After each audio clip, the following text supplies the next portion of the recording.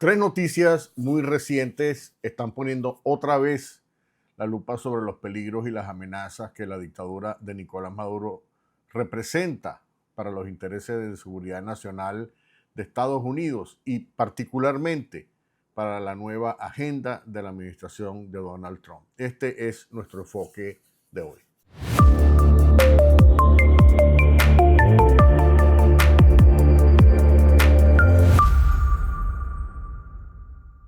El presidente Donald Trump firmó ayer una orden ejecutiva en la que fundamentalmente designa al régimen de Nicolás Maduro como uno de los 6 peores enemigos, regímenes adversos de los Estados Unidos, al lado de potencias como China y Rusia, estados totalitarios como Cuba y Corea del Norte y, por supuesto, el estado terrorista de Irán. Esta orden vuelve a poner a la dictadura de Nicolás Maduro en la mira de los halcones trumpistas y es un paso más en el camino para incrementar las sanciones estratégicas contra el régimen basado en sus alianzas con adversarios claves de Estados Unidos. La declaración que considera al régimen venezolano como un estado adversario de Washington fue incluida en la más reciente orden ejecutiva dirigida a establecer nuevas restricciones y sanciones a inversiones relacionadas con sectores que afectan la seguridad nacional de los Estados Unidos. Esta orden incluye una amplia serie de regulaciones para restringir las inversiones de estos países adversarios en áreas clave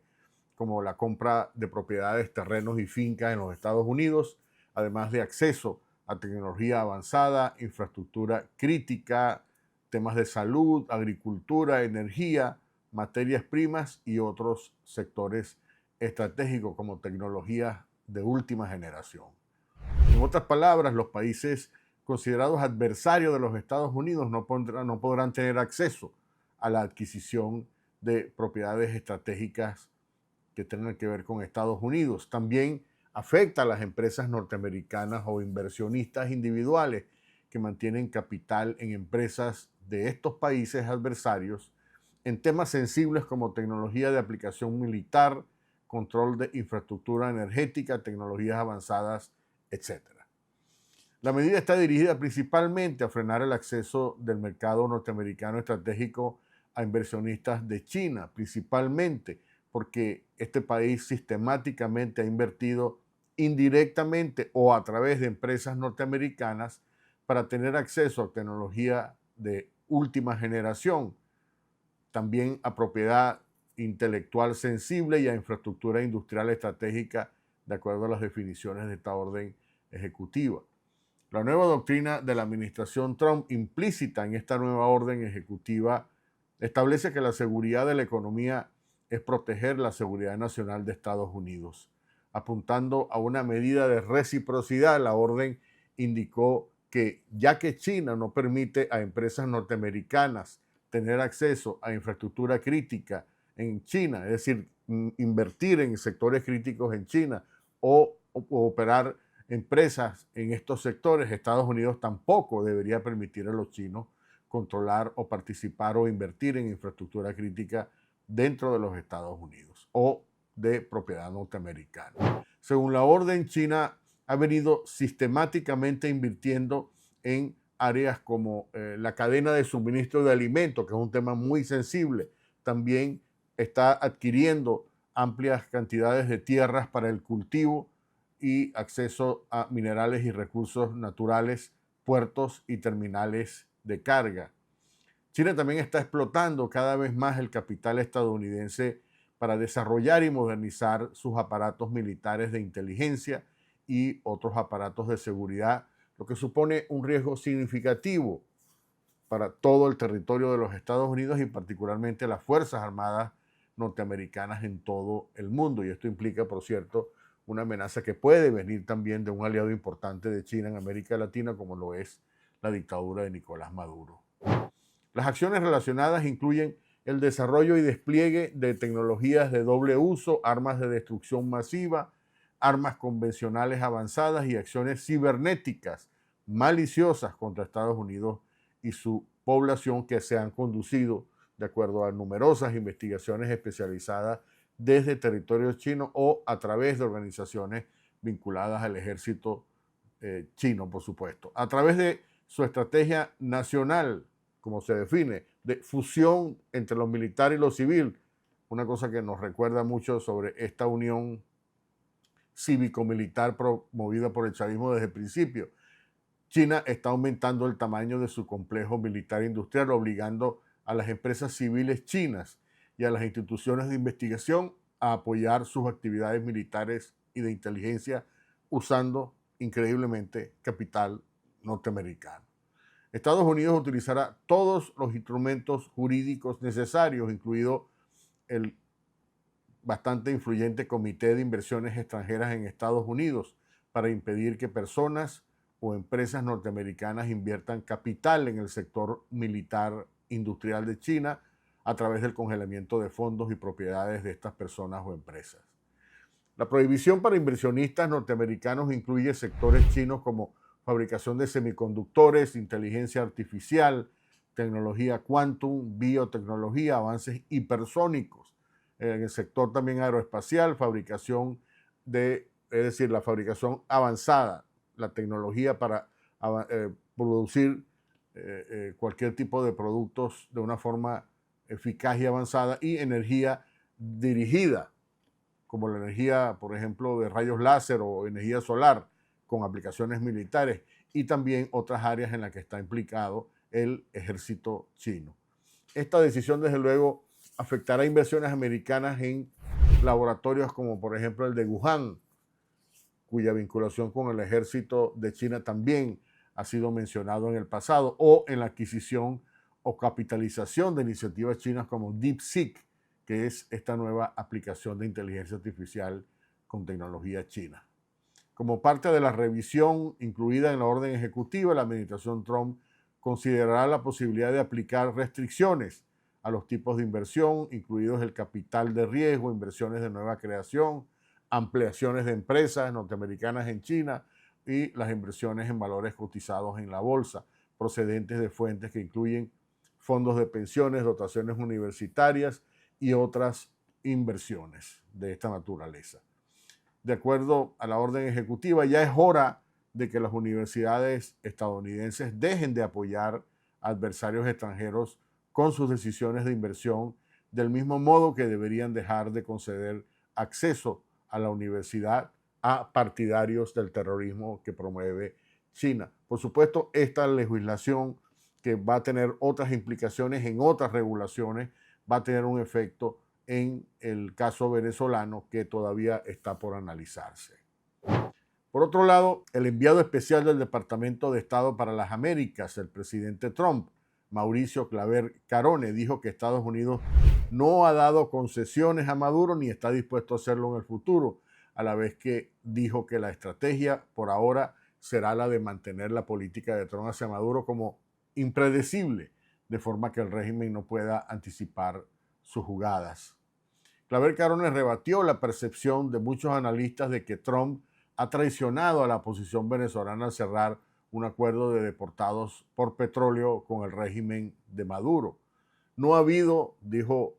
Mauricio Claver Carone, no ha habido concesiones por parte de Estados Unidos, en una entrevista que le concedió al Miami Herald. Dijo Claver Carone que Maduro aceptó las demandas de Estados Unidos de tomar deportados y liberar rehenes por temor a que el gobierno de Trump imponga sanciones económicas drásticas, como lo hizo en su primer mandato si Venezuela no cumple. Es decir, deja por sentado que hay un implícito, una amenaza concreta de la administración Trump contra el régimen de Maduro. En Cuba, al igual que con Venezuela, dijo Mauricio Claver Carone, la estrategia más eficaz de Trump es ser impredecible e infundir miedo a la otra parte. Esto es una estrategia que es lo que se está definiendo en este momento, aunque todavía falta una definición más precisa de cómo se aplicará esta política que está describiendo Claver Carone. Lo peor que puede pasar es que el gobierno sea predecible, dijo Claver Carone. Ser previsible ayuda a otros actores adversarios a anticipar los movimientos, de modo que estos gobiernos por ahora van a estar ciegos de cuál es realmente o finalmente cuál será la estrategia de Trump para acabar con estas dictaduras. Sobre el tema de Nicaragua, una cosa muy interesante. Clavel Corone dijo que la administración Trump está avanzando rápidamente en las conversaciones con los países centroamericanos y la República Dominicana para expulsar a Nicaragua del Tratado de Libre Comercio de América Central, que se conoce como CAFTA, y es probablemente que este proceso, ya dijo Clavel Corone, es posible que comience en cuestión de algunos pocos meses. Perder el acceso comercial preferencial al mercado estadounidense sería un duro golpe para la dictadura de Daniel Ortega. Sin ese beneficio, las exportaciones nicaragüenses de café, azúcar, cigarros y otros bienes a Estados Unidos, su mayor mercado de exportación, no podrían competir con los mismos productos, pero que vendrían de El Salvador, Honduras y otros países de la región que están por ahora beneficiados por este tratado de libre comercio con Estados Unidos. En otra noticia importante, el capo del cartel de Sinaloa, Ismael El Mayo Zambada, encendió un nuevo frente diplomático entre México y Estados Unidos tras hacer pública una carta en la que exige su repatriación y advierte sobre un posible colapso en la relación bilateral si el gobierno mexicano no interviene en su caso. ¿Por qué el peligroso capo de Sinaloa amenaza con un colapso? ¿Será que tiene información confidencial de los lazos estrechos de los carteles de la droga mexicanos y el gobierno del partido Morena, que ha gobernado a México por los últimos 6 años? ¿Expondrá el Mayo Zambada a toda la clase política mexicana de la cual se sospecha ha estado en un sospechoso maridaje con los dineros del narcotráfico? Y aún más, ¿tendrá información el Mayo Zambada de posibles cooperaciones del cartel de Sinaloa con otros gobiernos latinoamericanos, particularmente la dictadura de Nicolás Maduro, que por cierto permite que el cartel de Sinaloa opere a sus anchas en muchas partes de Venezuela? ¿Se sabrá algo que pruebe proveer este señor Mayo Zambada sobre las razones por las cuales un personaje, por ejemplo, como Jorge Rodríguez, mantiene a toda su familia, incluyendo a su propia madre, en territorio mexicano bajo aparente protección no solo del gobierno, sino de los carteles con los cuales el régimen de Maduro está ampliamente asociado? La presidenta Claudia Sheinbaum informó que su administración evaluará la solicitud del capo, aunque matizó que no se trata de defender a un individuo, pero sí de analizar el debido proceso legal. ¿Qué dice la carta de Mayo Zambada? Desde una prisión en Nueva York, donde enfrenta cargos por narcotráfico, lavado de dinero y homicidio, Zambada emitió un documento dirigido a las autoridades mexicanas al que distribuyeron ayer en toda la prensa en México, en el que argumenta que su traslado a Estados Unidos fue irregular e ilegal. En su escrito presentado ante el Consulado de México en Nueva York, el capo reclama la intervención del gobierno mexicano para evitar un precedente peligroso que podría poner en riesgo a otros ciudadanos, incluyendo políticos y funcionarios públicos. Una muy grave amenaza.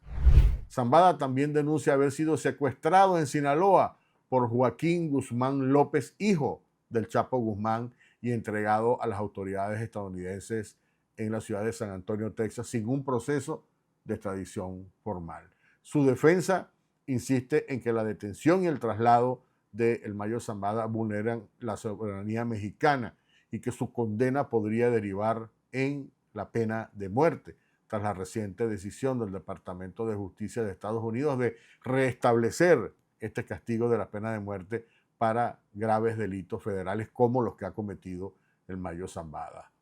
Por su parte, la presidenta enfatizó que su administración va a hacer las consultas del caso con la Fiscalía General en México y proporcionará información adicional en los próximos días. Es un tema muy caliente. Supongamos que no se trata de Zambada, sino de otro ciudadano mexicano. Si no se siguen los procedimientos adecuados, estamos sentando un precedente peligroso, dijo la presidenta Sheinbaum, pero yo creo que su temor está más asociado no tanto a ese precedente peligroso, sino al hecho de que Zambada cumpla con su amenaza y, por supuesto, destape la olla de los vínculos entre los carteles mexicanos y la política mexicana en los Estados Unidos. El caso de Zambada surge en un momento de tensiones entre México y Estados Unidos, particularmente por el tema de la lucha contra el narcotráfico. La administración de Donald Trump ha endurecido sus políticas para combatir el tráfico de fentanilo y otras drogas sintéticas, atribuyendo una gran parte de este problema a los carteles mexicanos. Por su lado, Pam Bondi, que es la nueva fiscal general de justicia de los Estados Unidos, firmó esta semana la orden de restablecer la pena de muerte por delitos federales, complicando de inmediato el caso de El Mayo Zambada. En la Corte Federal del Distrito Este, en Brooklyn, Nueva York, hasta antes de que el presidente Donald Trump asumiera la presidencia, el Departamento de Justicia ya había presentado ante el juez del caso, Brian Cogan, la alternativa de buscar la pena de muerte para El Mayo Zambada sin un juicio, si fuera declarado, mejor dicho, en un juicio culpable de los delitos que le achacan. Zambada, el capo del cartel, era considerado, digamos, el capo de capos del cartel de Sinaloa y está acusado de conspirar para trasegar drogas ilícitas a Estados Unidos, también por lavado de dinero y de asesinato de ciudadanos estadounidenses por medio de la exportación de drogas sintéticas elaboradas con fentanilo, que producen un promedio de 80,000 muertes por sobredosis cada año. La acusación de asesinato múltiple de estadounidenses que sucumbieron a una sobredosis con sustancias sintéticas fabricadas con fentanilo es un delito federal que conllevaría automáticamente el castigo de pena capital para El Mayo Zambada. Sin duda, estos acontecimientos tendrán consecuencias que veremos muy pronto. Hasta aquí el enfoque de hoy.